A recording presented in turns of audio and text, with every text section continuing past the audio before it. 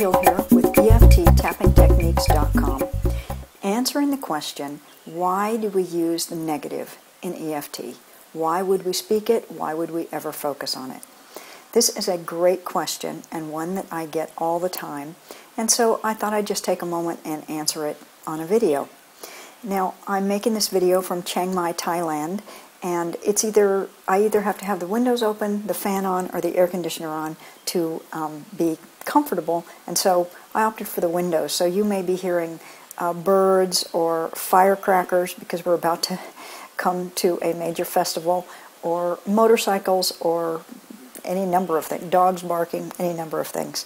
I want to put my glasses on because I've made some notes on my laptop that I want to refer to. Okay, why focus on the negative in EFT? First of all, we have been trained very well not to speak about negative things.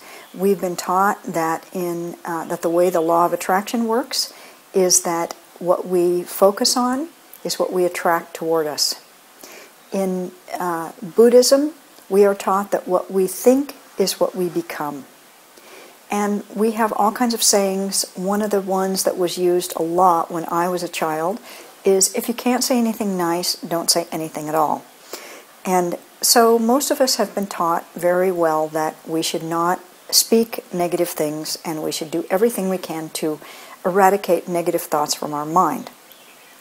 Okay, so many people think that by speaking negative things in EFT, it will actually make us feel worse, because that's what happens a lot when we speak negative things to others. Instead of going away feeling better after a discussion where we kind of vent with each other, we actually go away feeling worse.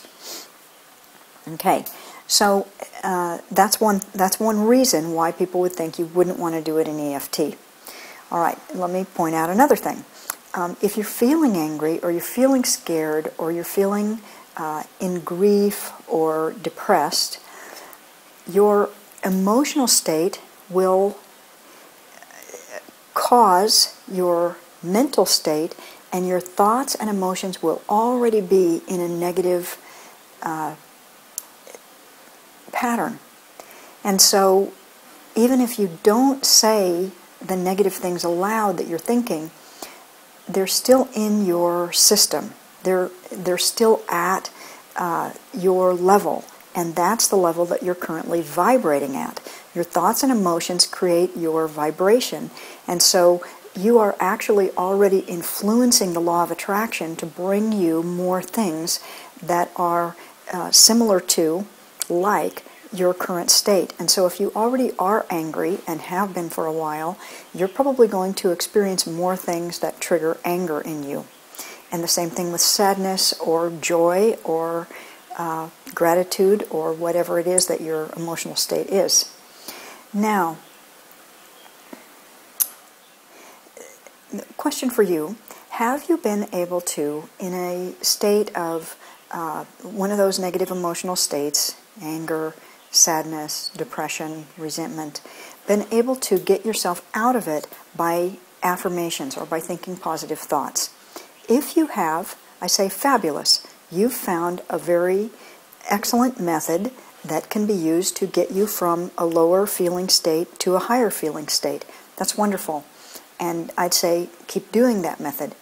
If, on the other hand, you have found that trying to think positively when you're actually feeling negatively doesn't work for you, then I say, okay, let's try this with EFT.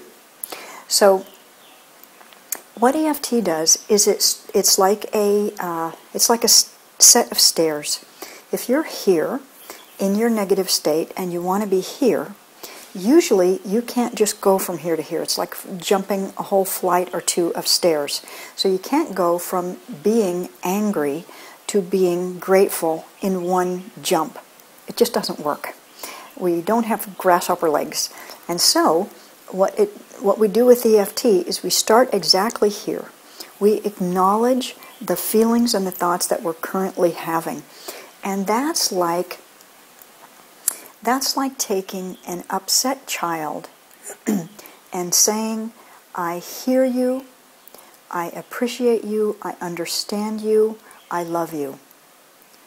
And oftentimes when a child who is upset feels as if he or she is really being heard and understood and loved and appreciated, they let go of those negative feelings very easily. But when we say, no, you can't feel that way, no, don't talk that way, no, don't act that way, go away, you're bothering me, I don't want to hear it, that's in effect what we're saying to our negative thoughts and our negative emotions. So we're trying to bottle them up and stuff them down inside of us somewhere. But the problem is they don't go away. That's called denying and repressing, and they don't go away. They actually keep circulating through our mind-body system, and they sometimes crop up in very inopportune moments, like in a state of boiling over in volcanic anger, or breaking into tears of sadness, or becoming depressed.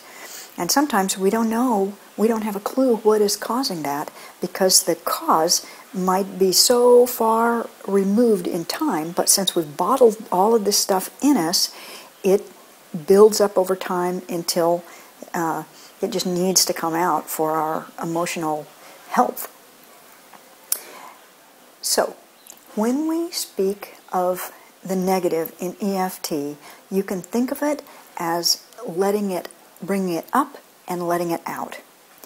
It's not expressing it so that it gets stronger.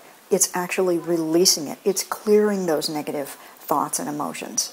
And so, since all of us wants to be heard and appreciated and understood, listening with compassion to those parts of us that have the negative thoughts can actually help integrate us into more whole, healthy, fully actualized human beings, so that we can appreciate the parts of us that are childish, that are juvenile, that are angry and limited. At the same time, we can express the parts of us that are wise, resourceful, creative, and free. That's the hope of EFT, and I also hope that you now understand better why it's beneficial to focus on the negative in the beginning of doing EFT. Natalie Hill, EFTtappingtechniques.com. Thanks so much for watching and listening. I really, really appreciate this opportunity to help folks. We'll talk soon.